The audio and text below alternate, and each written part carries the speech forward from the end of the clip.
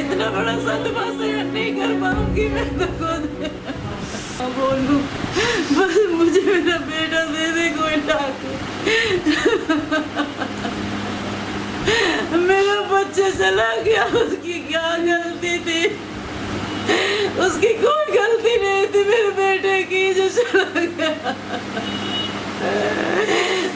मेरे बेटू को क्या गलती थी उसकी जो उसने मेरे बेटे को मार दिया।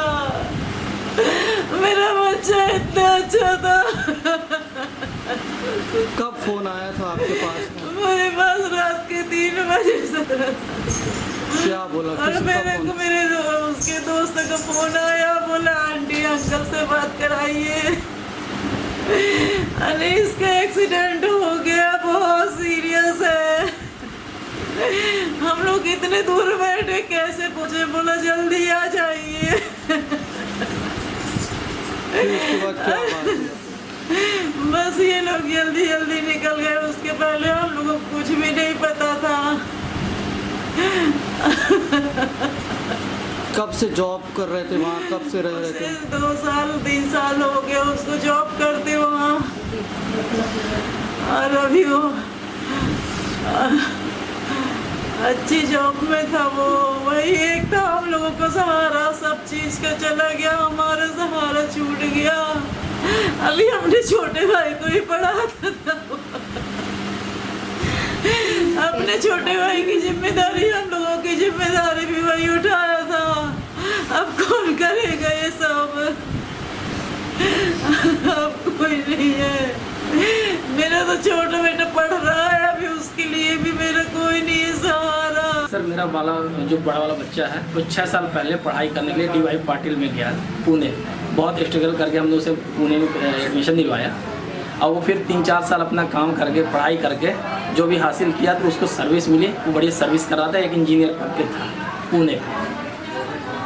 क्या घटना हुई फिर उसके साथ? घटना अभी ये जो 19 तारीख घटना हुई, इसके 1 दिन पहले ही बात है इसकी मम्मी, और 2-3 दिन पहले ये दुबई से लौट के आया था। ये अपनी मम्मी से बोला था कि मम्मी मैं आऊँगा, मेरे को फॉरेन जाना है, मेरी कंपनी में बात होगी, मैं उधर जाऊँगा।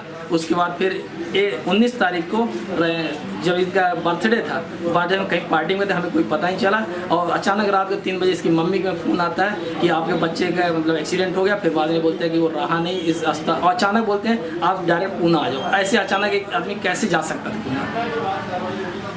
तो क्या अभी जो गाड़ी का पता चल रहा है कि गाड़ी जो है वो इंश्योर्ड नहीं थी, रजिस्ट्रेशन नहीं था गाड़ी का, क्या है उसके बारे में? गाड़ी के बारे में मैंने न्यूज़ के द्वारा सुना और भी जो बच्चे लोग हैं उनके द्वारा सुना कि वो गाड़ी बहुत करोड़ों की गाड़ी है। और वो गाड़ी में चलाने वाले 4 लोग बैठे थे, जिसमें एक नाबालिग चला रहा था उसको, जिसकी उम्र 17 साल है। ये हमें पता चला 17 साल थी, और जो 4 लोगों ने ड्रिंक किया हुआ था। अच्छा, तो परिवार क्या मांग करता है अभी आपको? हमारे परिवार देखिए किसी को कोई सज़ा मिलने से हमें कोई फर्क नहीं पड़ा, लेकिन हमारा जो 2 हाथ थे, 2 हाथ में बड़ा वाला बच्चा हमारा कमाने वाला था, उसको लाखों की सैलरी जो मिलती रही, उसी से हमारा बच्चा छोटा वाला पढ़ाई करता था। आज वो सैलरी उसकी नहीं मिलेगी, सब तरह से नुकसान हो गया, तो वो कौन भरपाई करे? हम कैसे बच्चे की पढ़ाई आगे करेंगे? हमें ये सरदर्दी हो रही है। अच्छा, तो सरकार जो है वहाँ की कोऑपरेट कर रही है, वहाँ पर पुलिस जो है कोऑपरेट कर रही है? नहीं, मैं तो ये नहीं मानता, क्योंकि जिस दिन में दुर्घटना घटी है उस दिन इनका दबाव बहुत था। सुनने में भी आया लाखों रुपये पुलिस वालों में बांट दिए गए और हमारे बच्चों को परेशान किया गया कि 2 बजे आपकी इस हॉस्पिटल से बॉडी आप ले करके जाएँ, और हमारा सिर्फ छोटा वाला बच्चा उधर में था, और कोई इनके ना पुलिस सपोर्ट किया, ना कोई गवर्नमेंट सपोर्ट, कोई सपोर्ट करने को तैयार नहीं हुआ उधर पे। मेरा भाई जो है वो नॉर्मल स्पीड से, बहुत चलती फिरती रोड है, वहाँ कोई ट्रैफिक नहीं रहता है, उस रोड से मेरा भाई बहुत ही, जैसा कि आपने CCTV में देखा होगा, बहुत ही नॉर्मल स्पीड से मेरा भाई चलता है। और पीछे से एक बहुत लग्जीरियस कार आती है पोर्श, और वहाँ से उसको इतनी 200 या 200 के ऊपर की स्पीड में उसको वहाँ से ठोकर चली जाती है। मेरे भाई के साथ जो हुआ वो आप सबने तो देखा ही है। इसके लिए मैं आपसे और महाराष्ट्र सरकार से ये मांग करना चाहती हूँ कि मेरा भाई पुणे गया हुआ था पढ़ाई करने के लिए। वो इतना ब्रिलियंट था कि पढ़ाई करते करते ही उसकी जॉब लग गई थी। हमारी इकोनॉमिकल कंडीशन ठीक नहीं है, हम लोगों ने जैसे उसको पढ़ाया लिखाया, इतना पैसा उसके ऊपर लगाया। कोई भी माँ बाप को यही सोचकर पैसा लगाते हैं कि हमारा बेटा कल को कुछ बनेगा, कुछ पढ़ेगा और आगे जाकर जॉब करेगा और अपने माँ बाप का सहारा बनेगा। यही सोचकर हमने अपने भाई का एडमिशन करवाया पुणे में, उसको जॉब दिलवाई, वो जॉब अब उसको खुद से मिली जॉब और वो इतना ब्रिलियंट था। इसके बाद जब उसकी जॉब लग गई तो वो जॉब करने लगा, लेकिन साथ में जो परिवार की मेंटली कंडीशन है आज उसके साथ घटित हुआ है, उसके साथ परिवार ने एक अपना जो भी उसको क्षतिपूर्ति हुई है उसकी तो कुछ क्षतिपूर्ति तो कुछ कर नहीं सकता कोई, जो भी उसको आज हार्म हुआ है, हमने अपने घर का बेटा खो दिया जो सबसे बड़ा बेटा था। लेकिन जो भी इकोनॉमिकल कंडीशन हमारी ख़राब है तो मैं महाराष्ट्र सरकार से बोलना चाहूँगी कि आप हमें एक बेहतर सपोर्ट दीजिए जिससे हमको एक जो हमारा जस्टिस है वो हमको मिल सके, जो एक्चुअल में मिलना चाहिए। क्योंकि एक 17 साल का लड़का जो आपको सबको पता है कि उसने लिकर कितना कंज्यूम किया हुआ था, वो कितनी स्पीड में गाड़ी चला रहा है, और सबसे बड़ी बात यह है कि उसके पास लाइसेंस नहीं है, वो बिना लाइसेंस के गाड़ी चला रहा है, वो भी इतनी हाई स्पीड में, और फिर लास्ट में उसको ये कहकर छोड़ दिया जाता है कि वो उसके ऊपर एक ऐसे लिख के आएगा। तो ये कोई मजाक नहीं चल रहा है, मेरे भाई की ज़िंदगी के साथ ये बहुत बड़ा मजाक है। और मैं नहीं मानती कि हमारे कॉन्स्टिट्यूशन में ऐसा कोई सिस्टम है जहाँ पे हमारे कॉन्स्टिट्यूशन में इतना कुछ इतना ब्रॉडली दिया हुआ है कि यहाँ से कोई भी दोषी जो है वो ऐसे बच के नहीं जा सकता। तो मैं महाराष्ट्र सरकार से निवेदन करती हूँ कि मेरे भाई के लिए जितनी भी हो सके उतनी आप मदद कीजिए। ये हमारे परिवार का नाती है, सबसे बड़ा नाती है। ओम प्रकाश हमारा बड़ा पुत्र है, उसका पुत्र है अनीश अवधिया। यहाँ से पढ़ने के बाद वो पूरा पढ़ने गया था, 4 साल पढ़ाई करने के बाद सॉफ्टवेयर इंजीनियर हो गया और वहीं 2-2.5 साल से नौकरी करने लगा। और नौकरी जब करने के बाद कुछ उसको आमदनी होने लगी तो अपने छोटे भाई को भी बुला लिया। आर्थिक समस्या ठीक नहीं थी तो अपने छोटे भाई को भी शिक्षा ग्रहण कराने के लिए वहाँ बुला लिया और दोनों वहीं रहने लगे। 19/5/24 को रात्रि को किसी पार्टी में वो गया हुआ था। जब पार्टी से वो लौट रहा था तो पीछे से काफ़ी स्पीड से करीब 2.5-3 करोड़ की गाड़ी थी, कोई वहाँ का बहुत बड़ा बिल्डर था। उसका नाबालिग लड़का जो 17 साल से करीब ज़्यादा ही था, नाबालिग लड़का, उसमें उसके पिताजी वगैरह भी थे। गाड़ी का रजिस्ट्रेशन भी नहीं था, ना नंबर था, ना लड़के का ड्राइविंग लाइसेंस था।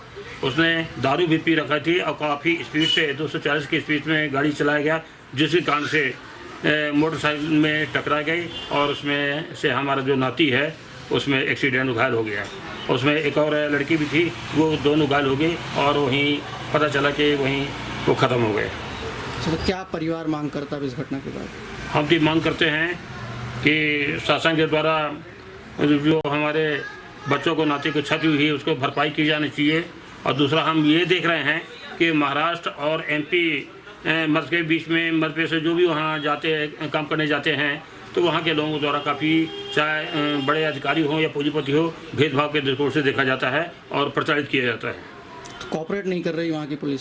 और पुलिस किसी प्रकार का ऑपरेट नहीं करे, ना पुलिस वाले ऑपरेट कर रहे हैं, ना हॉस्पिटल स्टाफ के ऑपरेट कर रहे हैं, किसी प्रकार का सहयोग कर रहे हैं। अनीस अवधिया जो हमारा भतीजा था वो 8 साल से पुणे में रह रहा था और DY पाटिल कॉलेज में पढ़ने के उपरांत वहीं एक कंपनी में सॉफ्टवेयर इंजीनियर के रूप में जॉब कर रहा था। 19 तारीख की रात की घटना है।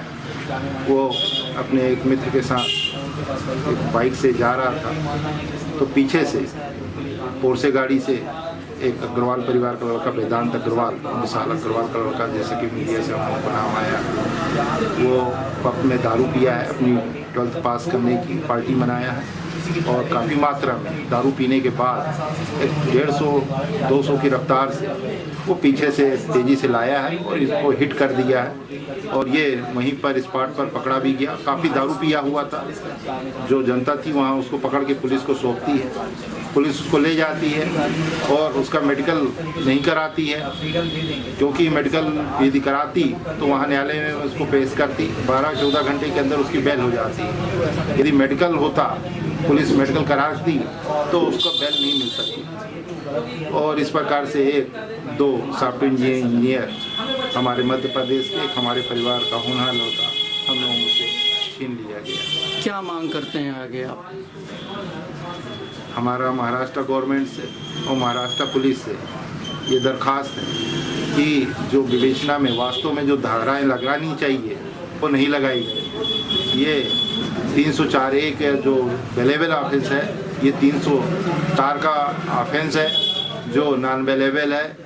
ये धारा इनको लगाना चाहिए। जैसा कि मैंने पुलिस कमिश्नर कि बयान में देखा कि हम नॉन हीनियस ऑफेंस है तो नॉन अवेलेबल धारा 304 लगाएंगे, जो दिख नहीं रही। यदि लगाए होते तो उसकी गिरफ्तारी होती पुनः, और पुनः उसको न्यायालय में पेश किया जाता। ये पुलिस को उसको बचाने का पूरा संरक्षण कर रही है, इसलिए उसके नॉन अवेलेबल धारा लगा के उसको वहाँ पेश कर दिया गया।